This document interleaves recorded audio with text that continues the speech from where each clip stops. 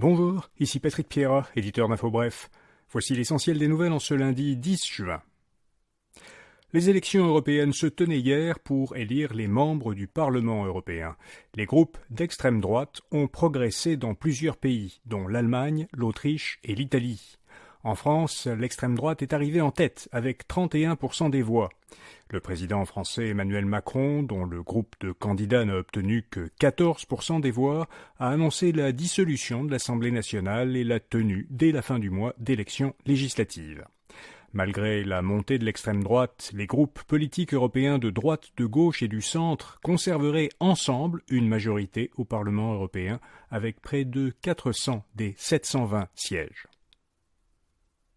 À Ottawa, la ministre fédérale des Finances, Chrystia Freeland, va présenter officiellement aujourd'hui, dans un projet de loi indépendant de celui du budget, la mesure qui vise à faire passer de 50 à 67% le taux d'inclusion des gains en capital annuels supérieur à 250 000 $ dans le revenu imposable. Freeland a laissé entendre que cette mesure serait soumise au vote dès cette semaine. Les libéraux disposent de l'appui du NPD pour la faire adopter. La hausse s'appliquerait à compter du 25 juin. Ce sont les entreprises qui vont financer la transition énergétique. C'est du moins ce que soutient François Legault.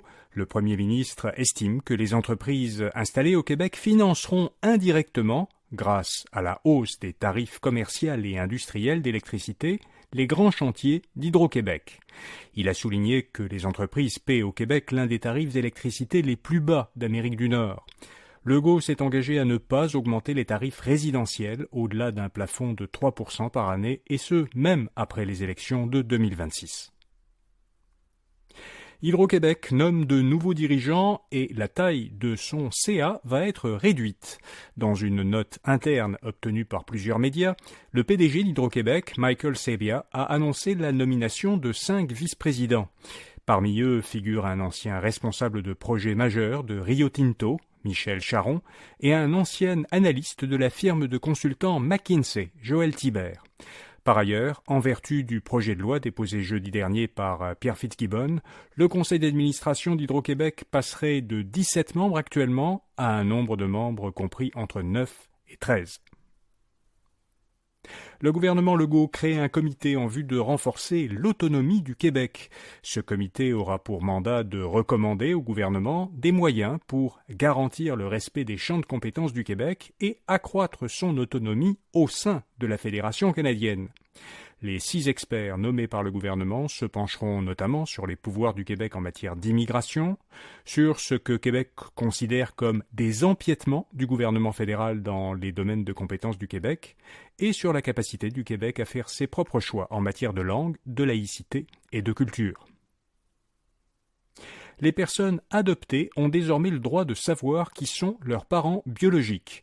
Toute personne adulte qui, par le passé, a été confiée à un service d'adoption au Québec, peut maintenant présenter une demande auprès du CIS ou du CIUS de sa région pour obtenir des informations sur ses parents biologiques, même s'ils avaient à l'époque refusé d'être identifiés. Selon plusieurs médias, le ministère de la Santé estime qu'entre 30 000 et 70 000 Québécois pourraient prochainement présenter une demande, et il prévient que de longs délais sont à prévoir. La plupart des banques canadiennes prévoient 3 autres baisses de taux d'intérêt cette année. Selon l'agence Bloomberg, 5 des 6 grandes banques canadiennes s'attendent à ce que la Banque du Canada abaisse 3 autres fois son taux directeur d'ici décembre. Elle prévoit donc que le taux, qui est actuellement de 4,75%, baissera jusqu'à 4% en décembre. Une seule banque, la Banque de Montréal, s'attend à seulement 2 autres baisses de taux cette année. La BMO estime que le taux se dirige plutôt vers 4,25% en fin d'année. Le chômage poursuit lentement sa remontée. Le taux de chômage au Canada a monté le mois dernier de 0,1 point de pourcentage pour atteindre 6,2%. Statistique Canada explique que le rythme de création d'emplois est inférieur au rythme de croissance de la population. Le taux de chômage suit une tendance haussière depuis un peu plus d'1 an. Il affiche une hausse de 1,1 point de pourcentage depuis avril l'an dernier. Pour des raisons de sécurité, une fonction d'IA de Microsoft sera par défaut désactivée. Microsoft avait dévoilé le mois dernier une nouvelle génération d'ordinateurs appelée Copilot+, qui auront la capacité d'exécuter des fonctions d'intelligence artificielle. L'une de ces fonctions, appelée Recall, permettra à un usager de consulter une chronologie des contenus qu'il a consultés et des applications qu'il a utilisées sur son ordinateur. Or, selon plusieurs experts, cette fonction pourrait ouvrir une porte à des cybercriminels en leur permettant d'accéder à des données privées. Alors Microsoft a réagi en annonçant que, pour des raisons de sécurité, la fonction serait activée seulement si l'utilisateur choisit de l'activer. Et puis comme chaque lundi, InfoBref vous fait découvrir une jeune entreprise québécoise innovante. Cette semaine, on vous parle de la jeune pousse montréalaise Trampoline AI. Elle a conçu un logiciel qui synchronise toutes les informations internes d'une organisation, notamment tout ce qui concerne ses processus. Ce logiciel aide ensuite les employés à trouver les informations qu'ils cherchent en discutant avec une intelligence artificielle générative. Pour en savoir plus sur cette technologie, lisez le portrait de Trampoline AI à infobref.com. Voilà, vous savez l'essentiel. Bonne journée et à demain matin.